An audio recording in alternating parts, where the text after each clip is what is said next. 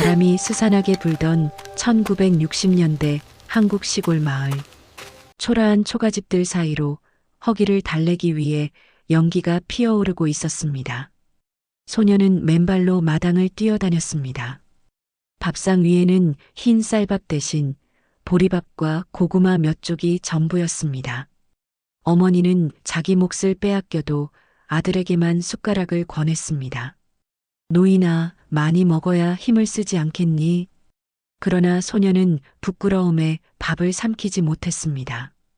학교에 가고 싶었지만 교복 한 벌조차 마련할 수 없어 매일 울며 집에 남아야 했습니다. 창밖을 바라보며 먼 길을 걸어 학교에 가는 또래 아이들을 쓸쓸히 지켜보던 그 순간 소년의 마음속엔 알 수 없는 서러움과 벗어나고 싶다는 막연한 꿈이 자리 잡기 시작했습니다. 어느 날 서울에서 내려온 친척 삼촌이 집을 찾았습니다. 넉넉하지 않은 옷차림이었지만 시골 사람들에게는 세련돼 보였습니다. 삼촌은 잠시 이야기를 나누다 노인의 어머니에게 조심스레 말을 꺼냈습니다. 형수님, 아이를 미국으로 보내보는 게 어떻겠습니까? 어머니는 놀란 듯 눈을 크게 떴습니다. 미국이라니요? 거긴 너무 먼 나라 아닙니까? 삼촌은 고개를 끄덕이며 대답했습니다. 맞습니다. 하지만 한국에선 이 아이가 배움도 기회도 얻기 힘듭니다. 미국은 다릅니다.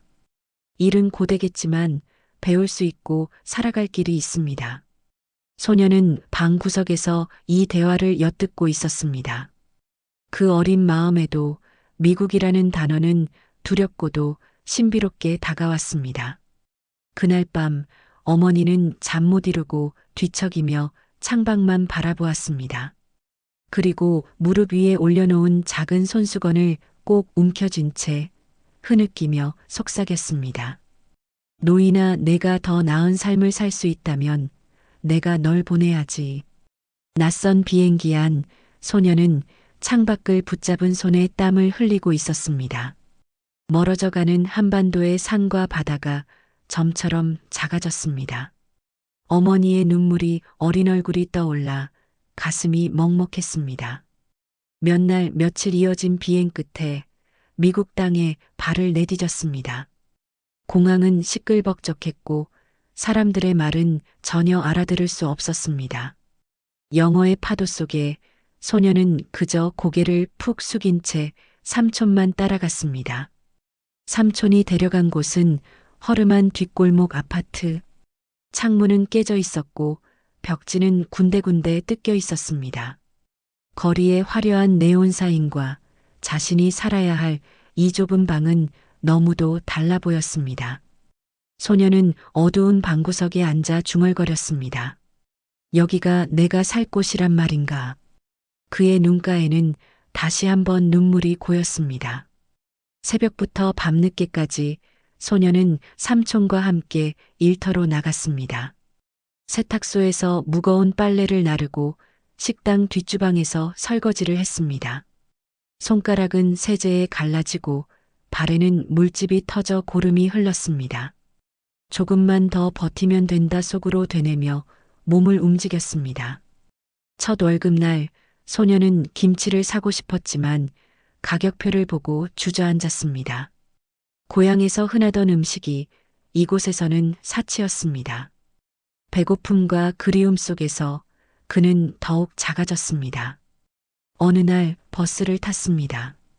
소녀는 조심스럽게 빈자리에 앉았는데 옆자리 백인 여성이 눈살을 찌푸리며 일어나 버렸습니다. 주변 사람들의 시선이 따갑게 꽂혔습니다. 누군가 중얼거렸습니다. 고 백투요 컨트리. 심장이 얼어붙었고 손은 떨렸습니다. 그날 이후 소녀는 사람 눈을 마주치지 않게 되었습니다. 고개를 숙이고 조용히 살아가는 법을 배워야 했습니다. 세월이 흘러 청년이 된 그는 어린 아내를 맞이했습니다. 낡은 아파트 한 구석, 좁디 좁은 방이었지만 웃음소리가 퍼졌습니다. 아내는 고생스러워도 늘 남편을 믿었습니다. 그리고 처자들이 태어났습니다. 아이를 품에 안은 그는 속으로 다짐했습니다. 너만은 나보다 나은 삶을 살게 해주겠다. 하지만 세상은 그 약속을 쉽게 허락하지 않았습니다. 아들은 학교에서 돌아올 때마다 눈가가 부어 있었습니다. 소년 시절의 상처가 이제 아들의 입을 통해 되살아났습니다. 아버지는 아무 말도 할 수 없었습니다. 그저 술잔을 기울이며 자신을 탓할 뿐이었습니다. 아들의 원망 섞인 눈빛은 가슴을 송곳처럼 찔렀습니다. 세월은 가혹했습니다. 아내는 병에 시달리다 결국 세상을 떠났습니다. 장례식 날 그는 관을 붙잡고 소리 없이 울었습니다. 아들은 자라며 아버지를 등지고 떠났습니다. 당신은 늘 고개만 숙인 사람이었어. 그 말 한마디를 남기고는 다시는 돌아오지 않았습니다. 남은 건 낡은 시계, 빛바랜 사진, 그리고 고독뿐이었습니다. 70을 넘긴 노인은 좁은 아파트 방에서 혼자 살고 있었습니다. 창틀에 먼지가 켜켜이 쌓이고 시계는 느리게만 흘렀습니다.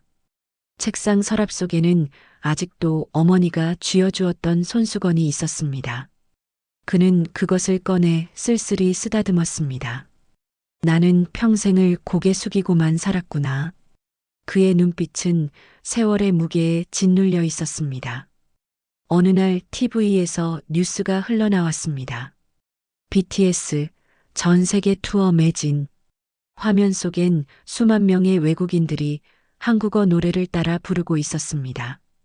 또 다른 뉴스에는 K- 드라마와 한국 음식이 소개되고 있었습니다. 노인은 믿기지 않는 듯 눈을 크게 떴습니다. 내가 떠나온 나라는 그땐 그렇게 보잘것없었는데 눈가에 눈물이 맺히기 시작했습니다.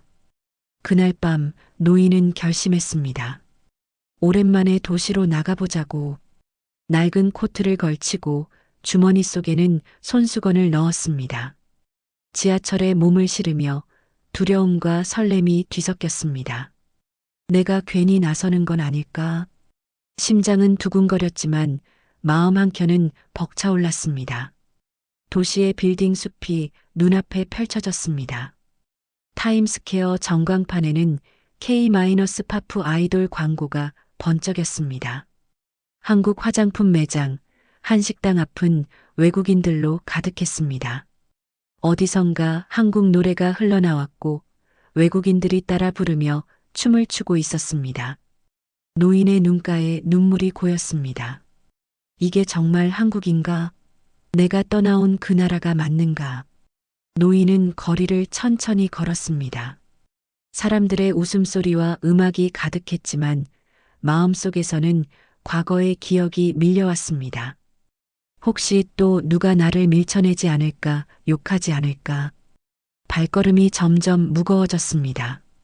고개는 다시 숙여졌고 손은 주머니 속에서 떨리고 있었습니다. 그 순간 젊은 백인 여성과 어깨가 부딪혔습니다. 노인은 반사적으로 움츠러들며 고개를 깊게 숙였습니다. 심장이 미친 듯 뛰었고 손끝에는 식은 땀이 맺혔습니다. 또 욕을 먹겠지, 또 모욕당하겠지. 수십 년 전 버스 안에서의 모욕이 생생히 되살아났습니다. 그러나 여성은 미소를 지으며 다가왔습니다. 아, you okay? 아, you Korean? 노인은 놀라 떨리는 목소리로 대답했습니다. Yes. 그러자 여성이 서툴지만 또박또박한 한국말로 말했습니다. 할아버지 미안해요. 그 한마디에 노인의 세상이 멈췄습니다.